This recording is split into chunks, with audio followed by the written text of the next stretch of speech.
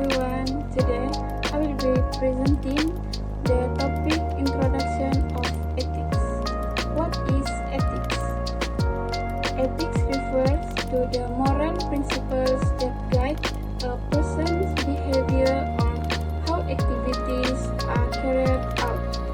More broadly, ethics is about what is right or wrong, fair or unfair, and just or unjust. In the context of governance, ethics acts as a guide for public servants to make decisions that uphold values like integrity, transparency, and accountability. For example, a civil servant who receives a bribe even when no one is watching is acting ethically, choosing to do the right thing instead of seeking personal gain. Why is ethics important in government? First, it builds trust between the public and government institutions. Second, it promotes transparency and accountability in decision making and how public funds are used.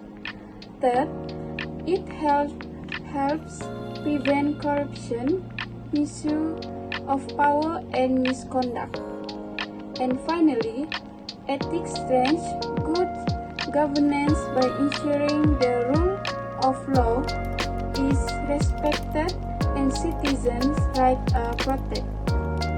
For instance, when public office declare their assets or follow proper procedures, it reflects ethical conduct that builds public confidence. Hi everyone, so now I will present about principle of ethics in public administration, which is core principle of ethics in public administration and ethical behavior of public servants. So, what is core ethical principles? Core ethical principles are the main guidelines for public servants so they always act correctly and honestly. The main principles are: number 1, obey the law, always follow rules and laws. Number 2, fairness, treat everyone equally without favorism. Number 3, honesty, always tell the truth and do not lie. Number 4, responsibility, be responsible for every actions and decision made. Number 5, transparency, make decision openly so people know the reasons.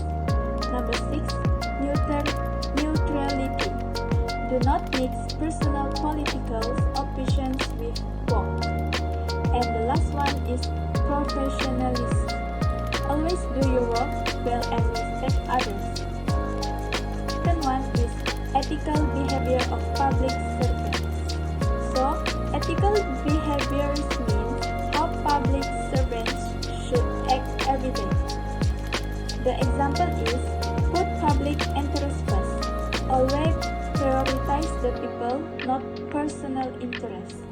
Number 2, respect everyone.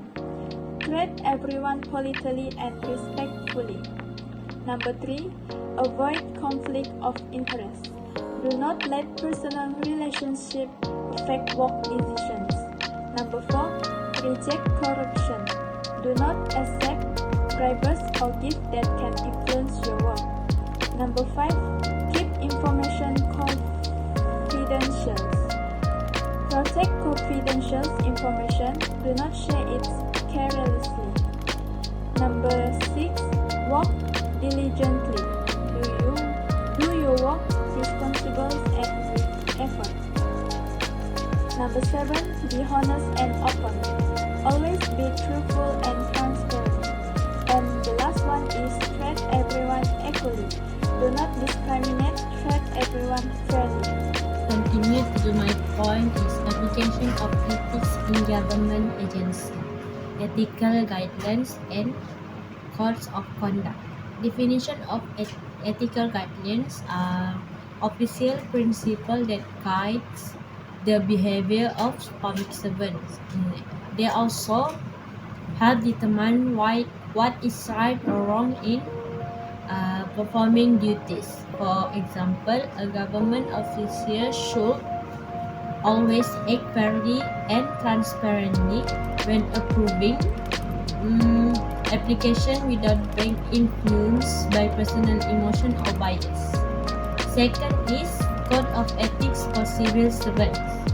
In Malaysia, public servants follow a code of ethics that include values such as loyalty to the king and country, honestly in integrity, maintaining professionalism and public trust. For example, an immigration official must never accept bribes to approve passport application, even if offered. Second is public servants pledge as Aku Janji. In Malaysia, every civil servant must sign a pledge known as Aku Janji upon appointment, showing their commitment to ethical value and responsibility.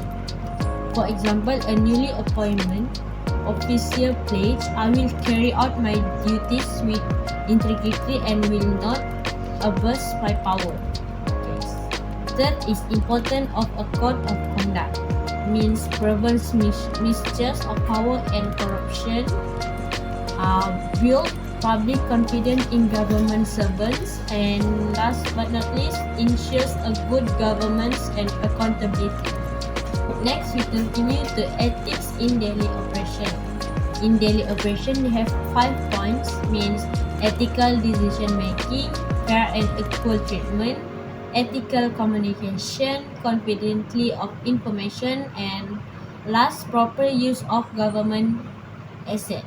In ethical decision making, public servants must make decisions based on law and fairness, not on personal interest of external pursuits. For example, a welfare official must provide aid based on eligibility, not just because the applicant is a relative or friend.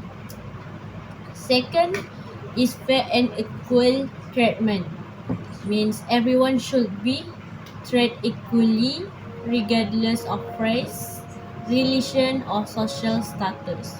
For example, in a government clinic, all patients are given the same level of service whenever they are rich or poor. Third is ethical communication. In ethical communication, the official should speak politely and respectfully even under pressure. For example, a road transport department (JPJ) official remains calm and professional even when a customer is angry or upset. Next is confidently of information.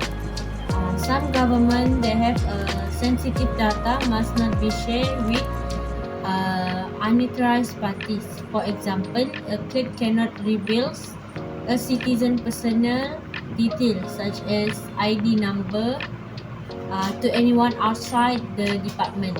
Last but not least is proper use government asset. All government equipment and resources must be only used for official purpose.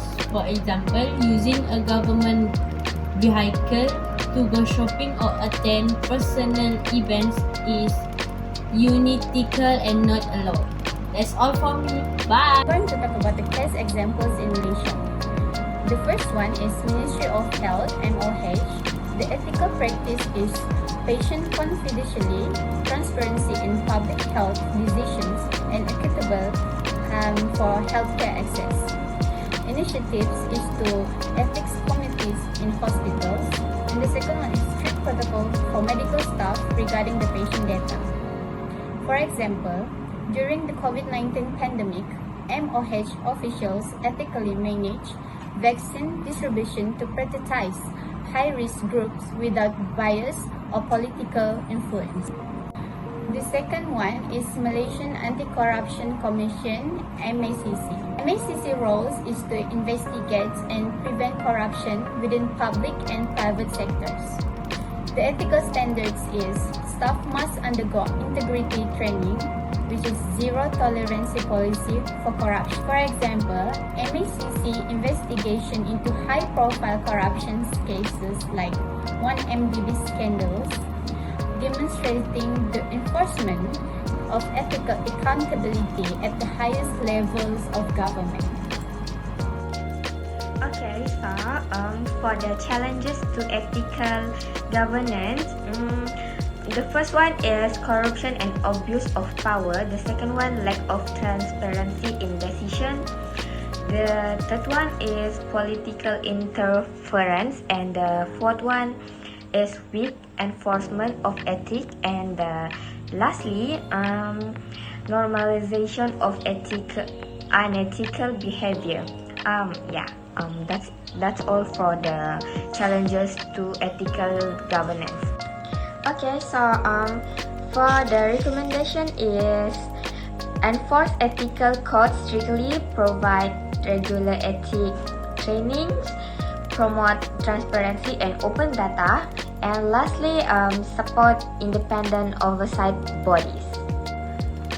So the conclusion is, in short, ethics help the government stay fair, honest, and trusted by the people.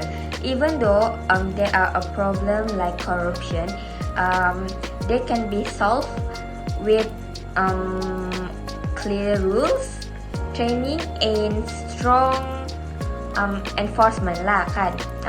It's important for public workers to always do the right thing so the public can trust the government. I think that's all from me.